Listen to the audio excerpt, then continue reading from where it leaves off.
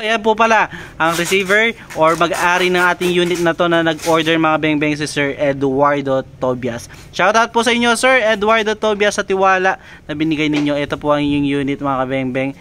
Subukan po natin sa 18 meters mga beng-beng. So ito po ang ating manlapat pistol rifle. So price po niyan 26,000 complete set mga beng-beng. 3-cock po yan. 3-cock mga beng-beng. 30 to 40 shots na. Ayan, napakaganda. Sulit oh. Adjustable pa po yan. Solid, power. Ayan, napakaganda, solid oh. Kumikinang-kinang. Mainit-init pa. Galing manlapat. Manlapat, original manlapat po 'yan.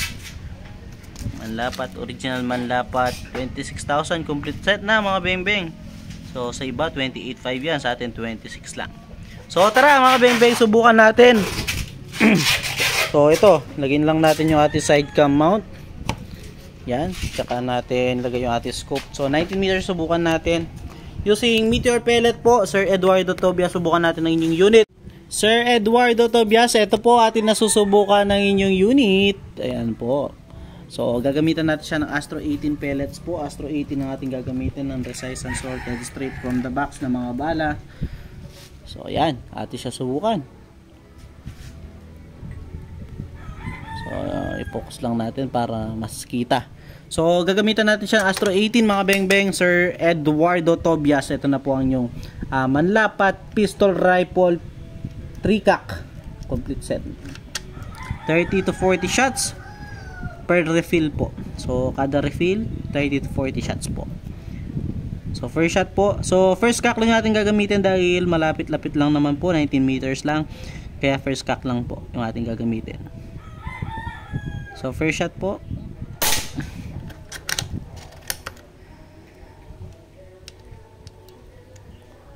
Second shot.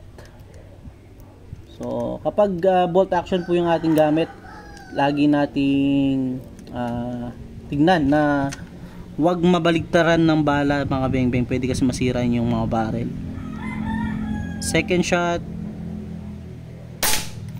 Kaya medyo natatagalan ako naglalagay ng bala kasi sinusigurado natin na tama yung ating pagkalagay ng bala. Third shot po using Astro 18 pellets. Fourth shot, pang-apat. Sir Eduardo Tobias. Napakaganda tumama po.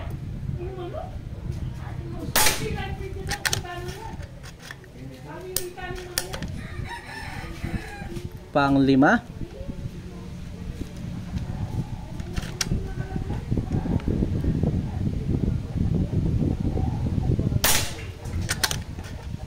Pang-anim.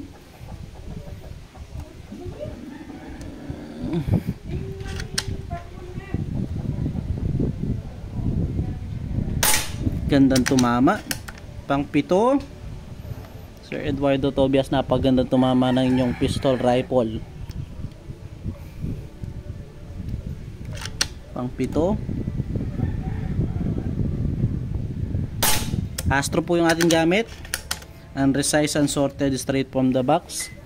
Pang-siyam.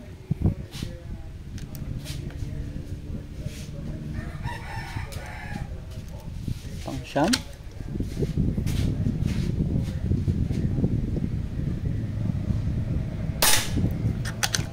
Pang-sampu.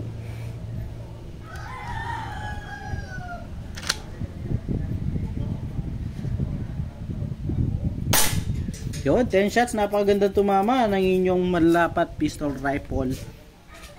So 19 meters po yan mga kabeng-beng. So tara, lapitan natin yung ating naging groupings. Ayan, nakita nyo po, ayan o. So meron tayong isang umiwalay, pero makikita nyo yan, napakalapit lang yan mga beng-beng.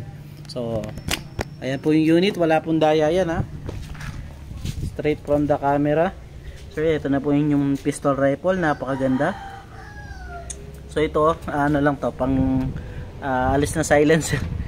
Nakalimutan kong alis. So kasi tinutono rin natin yung silencer, iniikot natin hanggang dun sa mawalan yung kanyang sayad. Minsan konting-konting sayad lang sa silencer, mag-iiba na po yung tama. So kaya ganun po. So isa sa factor ng with silencer na kapag hindi maganda tumama, minsan may sayad yung ating silencer. So tara, lapitan natin itong ating naging groupings. So yan, 10 shots po. 10 shots mga kabeng-beng. Napakaliit lang po mga kabeng-beng. Sabi ko sa inyo. Ay hindi po pala yan, sa ilalim. Sorry. Ito, sorry. Ayan, mali yung aking ibang unit pa yun. Sorry. So yun, yung sa ilalim pala, sorry. Ito, sorry po. Sorry. Ayan po. Ito, napakaliit lang, di ba? Ito po yung humiwalay kanina. Kaya tinitignan ko ba, iba yung hugis, sabi ko. Ito pala. Ito mga beng-beng. Sorry po. Ayan, kahit i-backward yung video para makita nyo, no? Ayan.